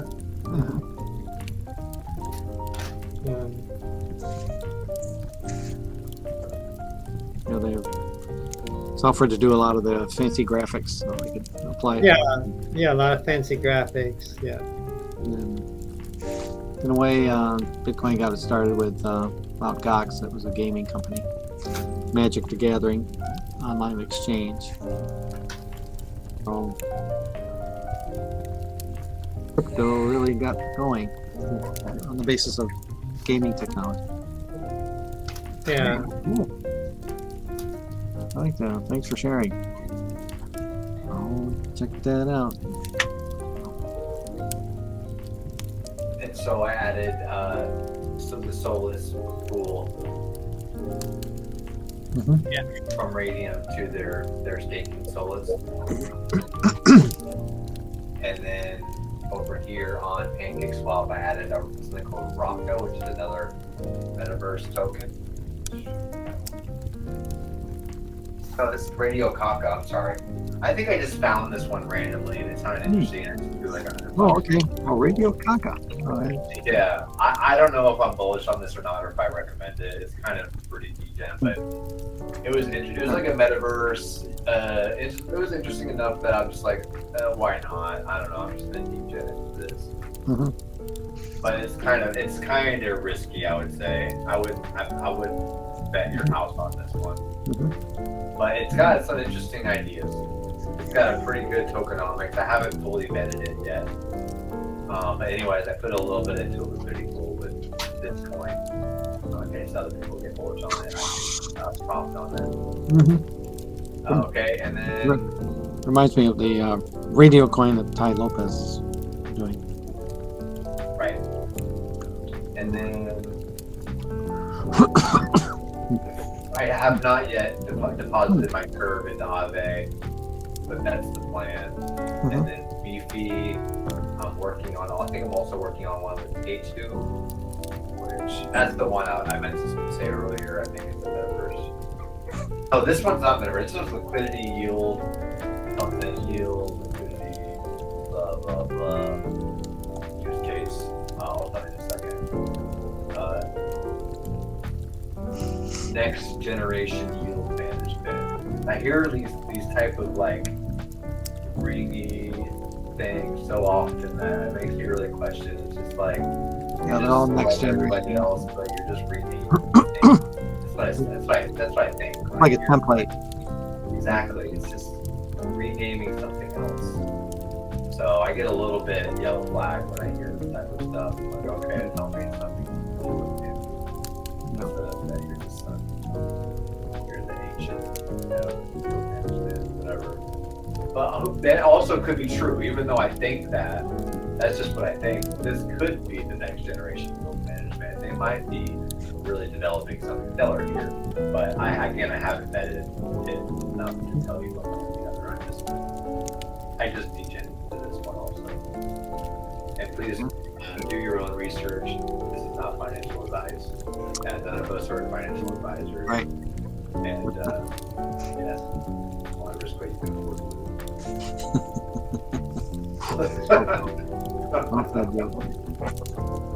Well, that's neat. Well, this has been very And neat. I think finally, there's the thing is Curve. So Curve is weird because it's just not pretty. I don't know why they can't just like design it nicely. People like those 92 type style design, but I don't like it. The text is small. The bad colors choices. Everything about it. Yeah, gray background. Right. makes it harder to read. But anyways, From here, it's kind of a blur. we're up and down about that curve. So that's why I got some, just to play around with it, just to see what it's all about. I know there's a lot of liquidity locked up on it. However, the rewards aren't really stacking up compared to what a lot of the other liquidity rewards are. But that's not to say that this isn't like safer, maybe, more stable, maybe. I don't know. Honestly, I'm still pretty new to liquidity strategy. I'm kind of just dipping my toes in, seeing what happens, and also doing my best to try to research. But there's not a lot of information. I do random Google searches and YouTube searches every now and then on yield farming, pretty cool. And a lot of it's just like general information. What I'm looking for is like where do I get a spreadsheet or like statistics on how well my liquidity farms are actually doing? It seems like really the only way to do it is to track it yourself. To write down how many liquidity tokens you have every day, which is spreadsheet. Yeah, and it's just, I don't know. That's not. I wish it was a little bit more user friendly than that. And it's not too far off. I mean, how much longer until PancakeSwap or whoever starts making a really nice? The closest thing that I think we have is DeFi Llama. They have the total value locked for certain liquidity pools, which is pretty powerful. Oops, it's not this. I'm sorry. Not DeFiLlama.com. It's DeFi Llama. IO. No, it is DeFiLlama.com. I just spelled llama with one L instead of two L. So yeah, I'm gonna go to yield. And these are the yield protocols. DeFi. Okay. So these aren't pools. This is just like a yield protocol. And you see this chart of the value locked in protocol. But it doesn't really answer my question about the liquidity pool. So again, I need to do more research. Do you have any insight into that? You want a way that you can compare these different ones? There may be something in the Tai Lopez course, because they are talking very often about liquidity pools. So I'll. There was a lesson just Friday that I missed, so I'm going to go through that. I'll send you the link to the video. It goes into that type of detail. Okay, cool. Yeah, a lot of the information that we share in our Discord and stuff too is sometimes passed down from mentors and stuff that we, of course, stuff that we paid for. So that's great if we can share some higher level stuff that's passed down from our teachers. That's very helpful. I appreciate that. And coming back to that point, I paid for a course, Joe Parys's course, and if it wasn't for that, I still would be struggling to get in on ICOs or early projects. And it's not until recently, until I got that project, that I learned how. And so I mentioned this before, when I mentioned it again, which is these syrup pools. Their initial farm offerings. So we get on here, and then secondly, Fair Network. So PancakeSwap.finance, and then you want to get some cake and stake it in their IFO, and then they will you'll start accumulating these tokens that you can use to invest in ICO projects. It's really exciting to me, but let me have some success, because they keep just like getting excited, and let me just have some success and get back to you on how. I'm sure it's going well. Great. Hey, Joe. Thanks for sharing that. Yeah, I should probably get some rest. I'm going to Lanai Okay. in the morning. I really appreciate you guys. All right. Always add a lot of value and Super. All right. Good night. Good night, gentlemen. All right. Sweet dreams.